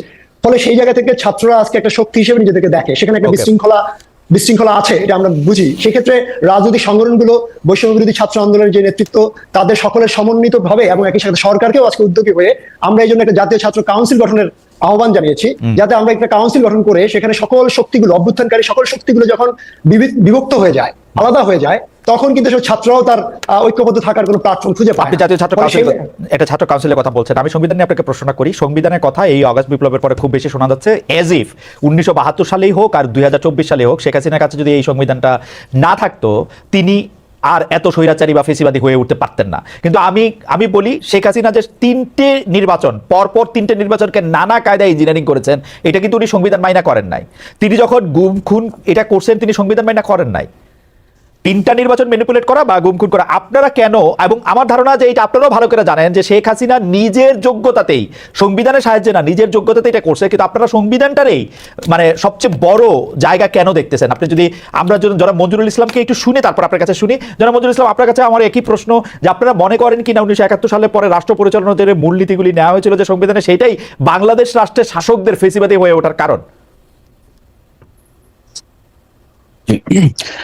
১৯৭১ সালে যে মূলনীতিগুলো নেওয়া হয়েছে, সেই মূলনীতির আমি মনে করি যে অনেক ক্ষেত্রে কারণ, যার যেমন হলো যে আমাদের সংবিধানের যে দৃষ্টিভঙ্গি বা সংবিধানের যে কথা, সেটার প্র্যাকটিসিং জায়গাটা আমি মনে করি যে আমরা অনেক পেছনে, মানে সেটাকে অনুসরণ করা হয় নাই। আমরা যদি বলি আমাদের বিচার বিভাগের কথা বলি, যে বিচার বিভাগকে সেই স্বাধীনতা দেওয়া হয় নাই, যে এখনো বিচার বিভাগ স্বাধীন মত পেশ করতে পারে না, আমরা দেখে আসছি। কাজেই এই যে এই ধরনের যে একটা বড়, সেটা তো জনাব মঞ্জুরুল ইসলাম, সেটা তো সংবিধানের বিরুদ্ধাচরণ। বাংলাদেশের সংবিধানে এখনো আছে, ৭২ সালে সংবিধান আছে, বিচার বিভাগ সম্পূর্ণ স্বাধীন থাকবে। এখন নির্বাহী বিভাগ যদি বিচার বিভাগের উপর প্রভাব বিস্তার করে, সেটা সংবিধান মাইনা করতেছে না। জি, এখানে আমি মনে করি যে আমি সংবিধান বিতর্ক পড়েছি, সংবিধান বিতর্ক সম্পর্কে আপনি বলেন তো যে কোন মূলনীতিগুলির কোনগুলি বাংলাদেশের রাষ্ট্রনায়কদের ফেসিবাদী হয়ে ওঠার কারণ? ধর্মনিরপেক্ষতা, গণতন্ত্র, সমাজতন্ত্র, জাতীয়তাবাদ, কোনটা? এই চারটার মধ্যে কোনটা বাংলাদেশের রাষ্ট্রে যারা ফেসিবাদী হয়েছেন তাদের ফেসিবাদী হয়ে ওঠার কারণ? আমরা শেখ হাসিনাকেই নেই যে শেখ হাসিনা এই চারটার কোনটারে ব্যবহার করে ফেসিবাদী হয়েছে। এখানে হলো যে সংবিধান মেনেই যে মানে ফ্যাসিবাদী হয়ে হওয়া, এইটা আমি মনে করি যে সংবিধানের কোনো ক্ষেত্রে সংবিধান অনুসরণ না করে করছেন। কিন্তু ফ্যাসিবাদের জন্ম হয় হলো ফ্যাসিবাদী ব্যক্তি হন, দল হন বা অন্যদের দ্বারা প্রভাবিত হন। এক্ষেত্রে বলতে পারি যে সংবিধানের এই কথাগুলার মাধ্যমে সংবিধান তার সংবিধানের জায়গায় ছিল, কিন্তু রাষ্ট্র পরিচালনার ক্ষেত্রে সংবিধান সেই অনুসরণ করার যে জায়গাটা, ওই জায়গাটা আমি মনে করি যে শতভাগ অনুসরণ করা হয় নাই। তবে সংবিধানের যে সংস্কারটার কথা এখন আসছে আমি বলে মনে করি, সেই সংস্কারটা এই জন্য মানে কথা আসছে, সেটা হলো যে সংবিধান যখন তৈরি করা হয়, এই সংবিধান তৈরির ক্ষেত্রে এককভাবে আওয়ামী লীগের একক ভূমিকা ছিল। এখানে অন্য কারো স্টেক হোল্ডার বা অন্য কেউ এখানে যুক্ত হয়ে যে সংবিধান তৈরি হওয়ার কথা ছিল, এরকম ছিল না। আমার চাইতে অসংখ্য বেশি এই সংবিধানের ব্যাপারে আপনি ভালো জানেন, এবং সংবিধান বিতর্ক পড়ার পরে আমি এটাই বুঝছি যে আপনি বিতর্ক করছেন, ভালো কথা। আমরা আসেন পয়েন্ট ধরে কথা বলি, কারণ মানে এটা তো একটা বিস্তৃত জিনিস। আমি শুধু জানতে চাইছি যে সংবিধানে বিভিন্নভাবে চ্যাপ্টার ভাগ করা আছে, ধরেন মৌলিক অধিকার আছে, আপনি বিচার বিভাগ কিভাবে কাজ করবে, আইন বিভাগ কিভাবে কাজ করবে, শাসন বিভাগ কিভাবে কাজ করবে, এরকম আলাদা আলাদা আছে। আমরা শুরুর দিক থেকে আসি যে আমাদের মৌলিক অধিকার কোনটা হবে সেটা নিয়ে বয়ান আছে। তো অনেকেই বলতেছেন যে, আপনিও যেমন এখানে বললেন প্রথমে, যে বাংলাদেশের সংবিধানগুলি যেসব মূলনীতি দ্বারা পরিচালিত, সেই সব মূলনীতিগুলির কারণে একটা মানুষ ফেসিবাদী হয়েছে বা একটা মানুষ ফেসিবাদী হয়েছে। আমরা হাসিনাকেই একটা প্রামাণ্য হিসাবে নেই, এবং আমি আলাদা আলাদা করে বলি, গণতন্ত্র, সমাজতন্ত্র, ধর্মনিরপেক্ষতা, জাতীয়তাবাদ, এই 4টি মূলনীতি আমাদের সংবিধানে আছে। এই 4টা মূলনীতির কোন মূলনীতিটা হাসিনাকে ফেসিবাদী হতে সাহায্য করছে? আচ্ছা, এখানে এই 4টা মূলনীতিতে, এই 4টা মূলনীতি যেখানে নাই, এই 4টা মূলনীতি থাকলেই যে সে ফ্যাসিবাদী হবে ব্যাপারটা এরকম না। আমি মনে করি যে এই 4টা মূলনীতির বাইরেও আরো অনেক রাষ্ট্রবাদী সে তো ফ্যাসিবাদের উত্থান হচ্ছে, পতন হচ্ছে। কাজে এই সংবিধানটা যদি কমপ্লিটলি অনুসরণ হতো এবং সেই সংবিধানের মূলনীতিগুলা যদি আমাকে সেই সংবিধান, সেই সংবিধানের সেই মূলনীতির জায়গাটা আরো যদি মানে ফ্যাসিবাদ হলে ফ্যাসিবাদদের পরিণতির কথাগুলো যদি স্পষ্ট হতো, তাহলে আমার মনে হয় যে এই জায়গায় ফ্যাসিবাদের এই যে উত্থান হওয়া, এই উত্থানটা হতো না বলে আমি মনে করি। আজহার মঞ্জুরুল ইসলাম, আমি আপনার সাথে একমত। যদি আসলে এই কথাটা আপনি যেটা বলেছেন, এখন আপনি সংবিধান সংস্কারের কথা অনেক বেশি উঠতেছে বলে আমি একটু আপনাকে জানতে চাইতেছি যে, ধরেন আমরা যদি মূলনীতির কথা বলি, 4 মূলনীতির কোনটা আপনি আসলে সংস্কার চান, বাদ চান, কি চান আপনি আসলে? বাংলাদেশের সংবিধানটা কি হোক? বাংলাদেশের সংবিধানের ক্ষেত্রে আমরা যদি বলি, এখানে এদেশের মানুষ, জনতা বা এদেশের ধর্মীয় পার্সপেক্টিভ থেকে শুরু করে এদেশের জনগণ যেটা চায় এটা হওয়া উচিত। এক্ষেত্রে এই যে ধর্ম নিরপেক্ষর যে কথাটা আসছে, নিঃসন্দেহে ধর্ম নিরপেক্ষ ব্যাপারে অনেক বড় ডিবেট বা আলোচনা হতে পারে। ধর্ম নিরপেক্ষটাকে এই জাতির মানুষ কখনোই গ্রহণ করবে না। যদি কোনো গণভোটও নেওয়া হতো, আমি এখানে স্পষ্ট করে বলতে পারছি, গণভোটে ধর্ম নিরপেক্ষ এটা বাদ যাবে আর কি। এরকম করে আরো যে মূলনীতিগুলো আছে, এই মূলনীতির অনেক বিষয়গুলো এই জাতি বা আমাদের জাতির সত্তার সাথে অনেকটাই বিতর্কিত বলে আমি মনে করি। কাজে সেই জায়গায় সংস্কারটা হওয়া দরকার, এবং এটা ইসলাম হলো, আমি মনে করি যে আমাদের মূলনীতি। আপনি মনে করেন যে ধর্ম নিরপেক্ষতাটা বাদ যাওয়া দরকার সংবিধান থেকে? জি, ইসলাম হলো যুক্ত হওয়াটা আমি মনে করি খুবই প্রাসঙ্গিক, কারণ এই ইসলাম হলো যে কথাটা আসছে, ইসলাম যদি থাকতো, ইসলাম আমাদেরকে সেই মানে কি বলে, আমাদেরকে পিস হওয়ার জন্য, আমাদেরকে শান্ত হওয়ার জন্য, বা ইসলামের যে মূল স্পিরিটটা আমরা এখান থেকে পেতাম আর কি, আমাদের সামগ্রিক জাতি এটা পেত আর কি। আচ্ছা, মানে সংবিধানে নাই বলে সেটা পাচ্ছে না স্পিরিটটা? সংবিধানে নাই বলে পাচ্ছে না, শাসক শ্রেণীরা নিঃসন্দেহে সংবিধানে থাকলে একটা লিখিত থাকতো, এবং এটা হলো যে আমাদের লিখিত আছে তো রাষ্ট্রধর্ম ইসলাম। রাষ্ট্রধর্ম ইসলাম আছে, এটা নিয়ে ইসলাম শুধু না অন্যটাও আছে, কিন্তু ইসলাম না, রাষ্ট্রধর্ম ইসলাম আছে, আমরা সেই ইসলামটাকে চাচ্ছি এটা থাক, এবং ধর্ম নিরপেক্ষতাকে বাদ দিতে হবে। ওকে ফাইন, রাষ্ট্রধর্ম ইসলাম থাক আর ধর্ম নিরপেক্ষতা বাদ থাক। আমি প্রশ্নের জনাব রিচার্ড আপনার কাছে আসছি। আমি প্রশ্নটাকে আবার একটু পিন পয়েন্ট করি যে, ধর্ম নিরপেক্ষতা, জাতীয়তাবাদ, গণতন্ত্র, সমাজতন্ত্র, 4টি মূলনীতি, যেটা আসলে শিক্ষা, সাম্য, মানবিক মর্যাদা থেকে আলাদা, যেটা আপনি আসলে পয়েন্ট আউট করেছেন যে কোনটার কারণে শেখ হাসিনা এরকম 15 বছর এরকম একটা ফেসিবাদী হইতে পারলো, 1। আর 2 হচ্ছে যে জনাব মঞ্জুরুল ইসলাম স্পষ্ট বলেছেন যে তিনি আসলে চান যে রাষ্ট্রধর্ম ইসলাম থাক, ধর্ম নিরপেক্ষতা বাদ যাক। আপনি আপনার মতামতটা আমরা একটু শুনতে চাই। প্রথমত আমরা মনে করি মূলনীতি সাথে আসলে ফ্যাসিবাদের কোনো সরাসরি কোনো সম্পর্ক নাই। মূলনীতি কি আছে না আছে তার সাথে সম্পর্ক নাই, কিন্তু আমরা মনে করি যে 71-এর পরে যে সংবিধানটা প্রণয়ন হয়েছে সেটা গণতান্ত্রিক আকাঙ্ক্ষাকে ধারণ করে না। সেই জায়গা থেকে আমরা মনে করি যে সাম্য, মর্যাদা এবং সামাজিক ন্যায় বিচারের যে ঘোষণা, প্রতিশ্রুত ঘোষণা, তার ভিত্তিতে আসলে সংবিধান প্রণয়ন হওয়ার প্রয়োজন ছিল। কিন্তু যেটাকে আমরা সমালোচনা করি, যেটা সংস্কারের লক্ষ্যে আমরা এমনকি ফ্যাসিবাদ বিরোধী ছাত্র ঐক্য গঠন করেছিলাম, এবং যেটা ধারাবাহিকতা আজকের দিনে আমরা সংস্কারের আলাপগুলোকে উজ্জ্বল হয়ে উঠতে দেখছি, সেটা মূলত সংবিধানের ক্ষমতা কাঠামো, যেখানে প্রধানমন্ত্রীকে সকল ক্ষমতার মালিক বানিয়ে দেওয়া হয়েছে, এবং সেখানে তার কোনো ক্ষমতাকে কোনো ভারসাম্য নাই। সেখানে আমরা প্রধানমন্ত্রী এবং রাষ্ট্রপতির মধ্যে কোনো ক্ষমতার ভারসাম্য দেখতে পাচ্ছি না। আমরা দেখতেছি যে প্রধানমন্ত্রী সকল ক্ষমতার ঊর্ধ্বে, তিনি বিচার বিভাগকে নিয়ন্ত্রণ করতে পারেন, তিনি আমাদের আইন বিভাগকে নিয়ন্ত্রণ করতে পারেন, তিনি সকল বিভাগকে নিয়ন্ত্রণ করতে পারেন। ফলে এরকম একটা স্বেচ্ছাচারী ক্ষমতা যখন একটা সাংবিধানিকভাবে একদিকে দেওয়া থাকে, তখন সেটা বাই প্রোডাক্ট হিসেবে এখানে ফ্যাসিবাদ আসলে তৈরি হয়। এবং শেখ হাসিনা গত 15 বছরে এই সাংবিধানিক এই যে ক্ষমতা কাঠামো যেটার মধ্যে আসলে ফ্যাসিবাদের বীজ লুকায়িত ছিল, বপিত ছিল, সেটাকে কাজে লাগিয়েছেন এবং সেটা তত্ত্বাবধায়ক সরকার যেটা রাজনৈতিকভাবে সকল রাজনৈতিক শক্তিগুলোর 96 প্রেক্ষাপটে আন্দোলনের একটা ফসল ছিল, সেটাকে বাতিল করে তিনি আসলে 72 সংবিধানে ফিরে যেয়ে ওই ক্ষমতা কাঠামোকে ব্যবহার করে এই ফ্যাসিবাদের ফিরে যাওয়া গিয়েছেন। না, জন রিচার্ড সংবিধানটা আবার দেখবেন 72 কাঠামোতে কিন্তু শেখ হাসিনা ফিরা যায় নাই। 72 সংবিধানে শেখ হাসিনা যদি ফিরা যাইতো তাইলে কিন্তু মানে 72 সংবিধানে যদি শেখ হাসিনা ফিরা যাইতেন তাইলে কিন্তু আমাদের অনেকগুলি ক্ষেত্রেই তিনি এরকম ভাবে স্বৈরাচারী জিনিসগুলি করতে পারতেন না। তার পুলিশ, তার র্যাব, তার অন্যান্য বাহিনীগুলিকে ব্যবহার করা যেত না। 72 সংবিধান খালি ফলো করলো, সেটা অন্য গল্প। কিন্তু আপনারা মনে করতেছেন যে শেখ হাসিনা যেহেতু তত্ত্বাবধায়ক সরকার ব্যবস্থা বাতিল করছে, যে তত্ত্বাবধায়ক সরকার ব্যবস্থা সংবিধানে আসছে হলো দ্বাদশ সংশোধনী দিয়া 96 সালে, সেইটার জন্য এই সংবিধানের আমূল সংস্কার প্রয়োজন। জনাব রিচার্ড, মানে তত্ত্বাবধায়ক সরকার ব্যবস্থার জন্য সংবিধানের সংস্কার ব্যবস্থা প্রয়োজন না।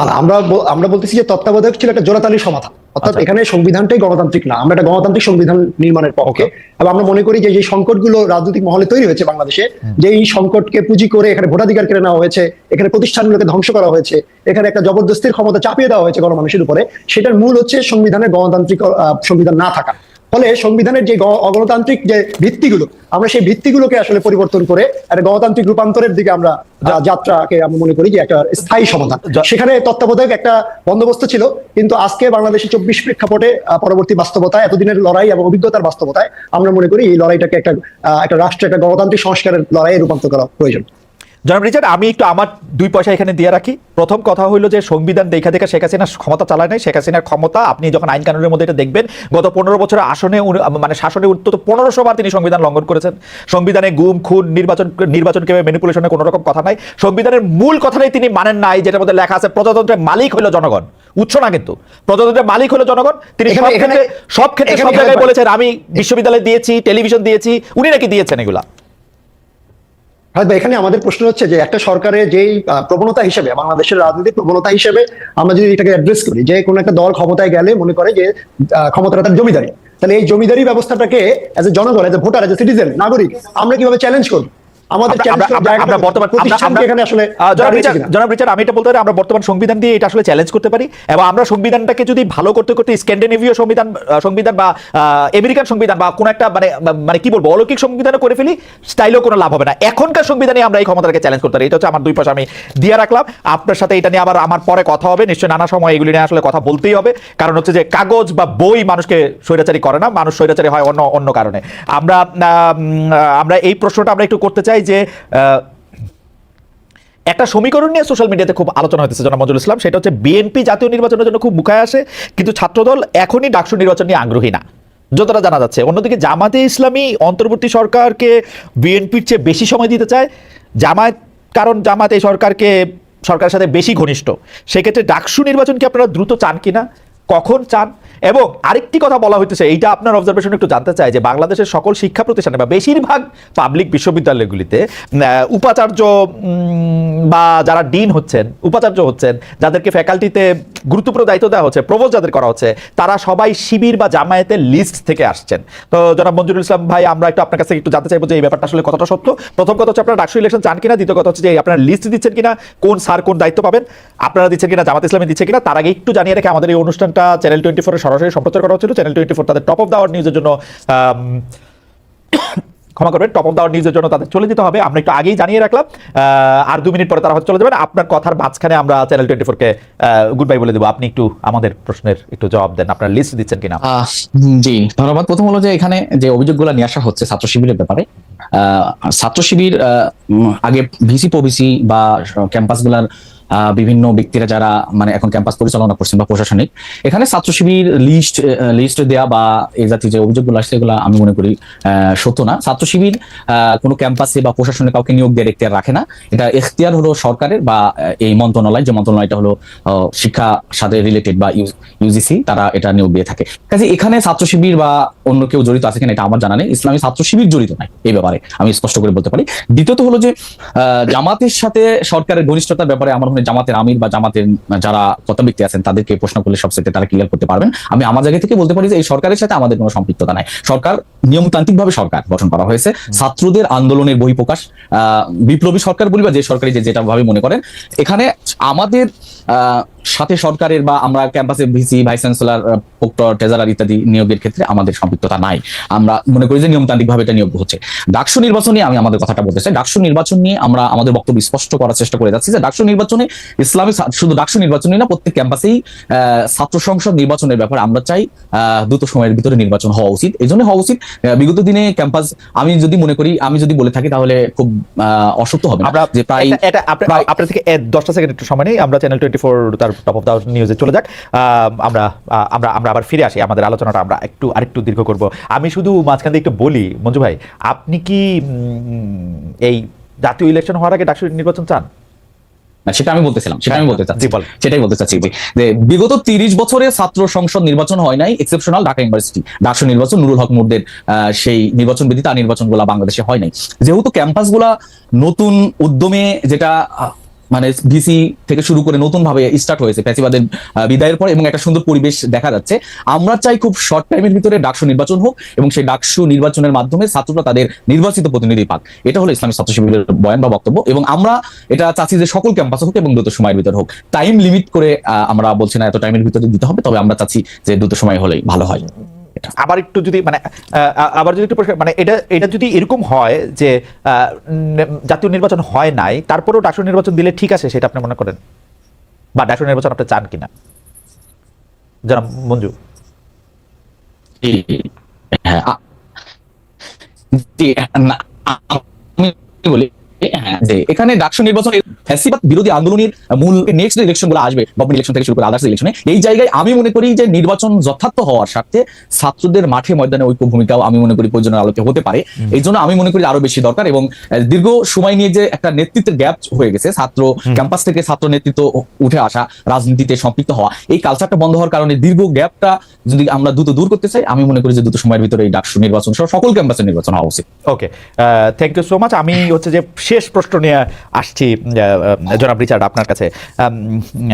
একজন সমন্বয়ক ছাত্র শিবির নেতা হিসেবে নিজেকে সক্রিয় করছেন, তিনি আর সমন্বয়ক নাই, তিনি ছাত্র শিবিরে চলে আসছেন। অন্যদিকে একজন সমন্বয়ক ছাত্র ফেডারেশন ছেড়ে বৈষম্য বিরোধী ছাত্র আন্দোলনে যোগ দিয়েছেন, তিনি বলছেন যে তিনি ছাত্র ফেডারেশনের সঙ্গে নাই। মানে দুইটা অবস্থান কিন্তু দুই রকম। একজন সমন্বয়ক ছিলেন, সমন্বয়ক ছেড়ে তিনি আবার ছাত্র শিবির করতে চেয়েছেন। এই বৈপরীত্যটা আসলে কেন? আরেকজন ছাত্র ফেডারেশনের নেতা ছিলেন, সেইখান থেকে সমন্বয়ক হয়েছিলেন, এখন আবার মানে বৈষম্য বিরোধী সমন্বয়কের দায়িত্ব পালন করতে চান ফেডারেশন ছেড়ে। আপনাদের আস্থার জায়গায় এই ক্ষেত্রে খালেদ ভাই, মানে ঠিক কে আসলে সমন্বয়কের দায়িত্ব ছেড়ে ছাত্র শিবিরে যোগ দিয়েছে? সমন্বয়কের দায়িত্ব ছেড়ে ছাত্র শিবিরে যোগ দিয়েছেন তো ওই যে এই যে ঢাকা বিশ্ববিদ্যালয় শাখা ইসলামী ছাত্র শিবিরের সভাপতি সাদিক কায়েম। এই ক্ষেত্রে আমার মনে হয় যে একটু ভুল তথ্য আছে, কারণ মঞ্জু ভাই আছেন, উনিও বলতে পারবেন। সাদিক কি আসলে বৈষম্য বিরোধী ঘোষিত সমন্বয়ক ছিলেন কিনা? হ্যাঁ, 56 জনের একজন ছিলেন, তো আমাদের কাছে তথ্য হচ্ছে 56 জনের একজন ছিলেন। আচ্ছা, এই বিষয়ে আমরা আসলে ওইভাবে বৈষম্যের পক্ষ থেকে পাবলিকলি কোনো ইয়ে পাইনি, বরং আমরা উল্টোটা শুনেছি। তবে আমরা উমামা ফাতেমার প্রশ্নে যেটা আপনি জানতে চাইলেন, উমামা ফাতেমা আমাদের একজন চৌকস এবং সৎ নিষ্ঠাবান একজন রাজনৈতিক কর্মী। ছাত্র ফেডারেশনের বিশ্ববিদ্যালয় জীবনের শুরু থেকে তিনি আমাদের সাথে যুক্ত আছেন, এবং একটা প্রতিকূল পরিবেশে একদম 7ই জানুয়ারি নির্বাচন, পূর্ববর্তী বাস্তবতা এবং পরবর্তীতে এই জুলাই অভ্যুত্থান পর্যন্ত তার একটা আমাদের সাথে একসাথে যাত্রা আছে। এবং সেই ক্ষেত্রে অভ্যুত্থান যেহেতু একটা নতুন আকাঙ্ক্ষা তৈরি করেছে এবং একটা নতুন পরিসর তৈরি করেছে, সেক্ষেত্রে আমরা ব্যক্তিগত সিদ্ধান্ত হিসেবে তার যে আকাঙ্ক্ষা দাঁড়িয়েছে, আমরা তাকে শ্রদ্ধা করেছি এবং আমরা মনে করেছি যে এই ক্ষেত্রে এই সিদ্ধান্ত তার। আমরা তাকে সাধুবাদ জানাই এবং আগামী ছাত্র রাজনৈতিক জীবনের জন্য আমরা তার প্রতি শুভকামনা জানাই। এবং একই সাথে আপনি যে সংস্কার প্রশ্নে একটা প্রশ্ন আপনি মঞ্জু ভাই করেছে, এই বিষয়ে আমাদের একটা বক্তব্য আছে যে জাতীয় নির্বাচন এবং ছাত্র সংসদ নির্বাচন, এই দুইটা প্রশ্নে আমরা একই অবস্থান দেখতে চাই।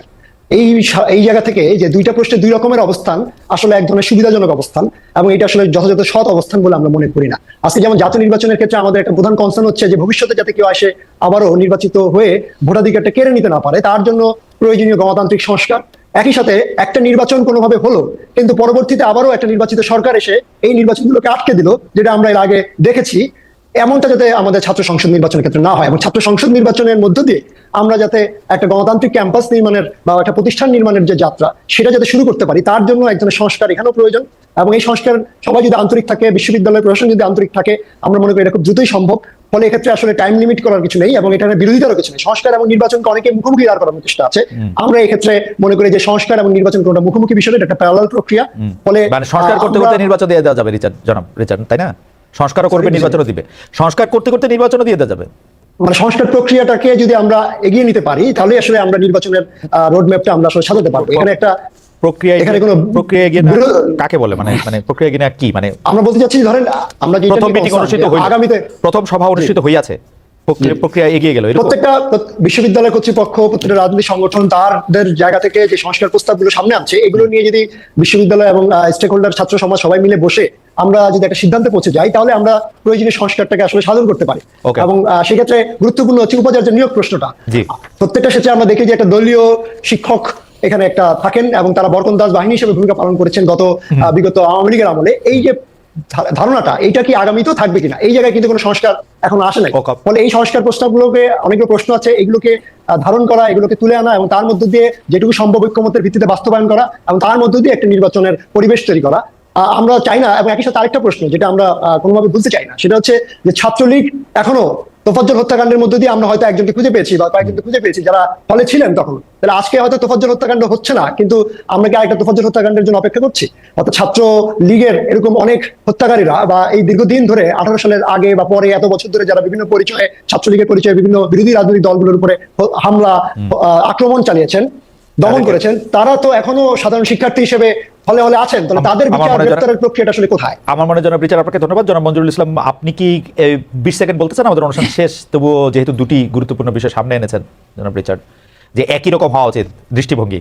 জি জি জি জি এখানে সংস্কার তো নিঃসন্দেহে সংস্কারটা হওয়া উচিত, তবে সংস্কার মানে কতটুকু হতে হবে বা কতটুকু সংস্কার হওয়া উচিত নিয়ে আমার মনে হয় সংলাপ হতে পারে।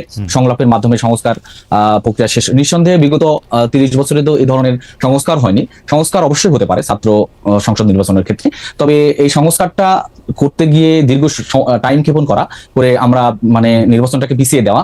এবং আরেকটা কথা যুক্ত করে ফেলি, সেটা হলো যে যদি গভর্নমেন্ট ইলেকশন হয়ে যায়, বিগত দিনের মেসেজগুলো আমাদের সুখকর ছিল না। যে যদি কোনো সরকার ফরমেশন করে তাহলে যেটা দেখা যায় যে সরকার। আসসালামু আলাইকুম প্রিয় দর্শক, আশা করি পুরো ভিডিওটি দেখেছেন এবং বুঝতে পেরেছেন। প্রিয় দর্শক, কথা বললেন খালেদ মহিউদ্দিন টকশো থেকে। খালেদ মহিউদ্দিন এবং উপস্থিত ছিলেন জামাতের সাবেক সভাপতি। প্রিয় দর্শক, বর্তমান বাংলাদেশের পরিস্থিতি যদি আমরা একটু দেখতে পাই তাহলে বিএনপিকে নিয়ে নানা রকমের ষড়যন্ত্র হচ্ছে, বা নানা রকমের ষড়যন্ত্র বলতে বিএনপির মধ্যেই ষড়যন্ত্র হচ্ছে এবং বিএনপির নাম ভাঙিয়ে নানা রকম দুর্নীতি করছে, চাঁদাবাজি করছে, দখলবাজি করছে, যা আমরা বিভিন্ন সোশ্যাল মিডিয়া সহ বাংলাদেশের বিভিন্ন টেলিভিশনে আমরা দেখতে পারছি। প্রিয়সহ, অন্যদিকে আমরা যদি জামাত ইসলামকে দেখি তাহলে তারা খুবই নম্রভদ্র মানুষের সাথে চলাফেরা করছে, বিভিন্ন জায়গায় সমাবেশ করছে এবং তারা ধীরে ধীরে জনপ্রিয়তা বৃদ্ধি পাচ্ছে, যে বিষয়টি বিএনপিকে অনেকটা ভাবিয়ে তুলেছে।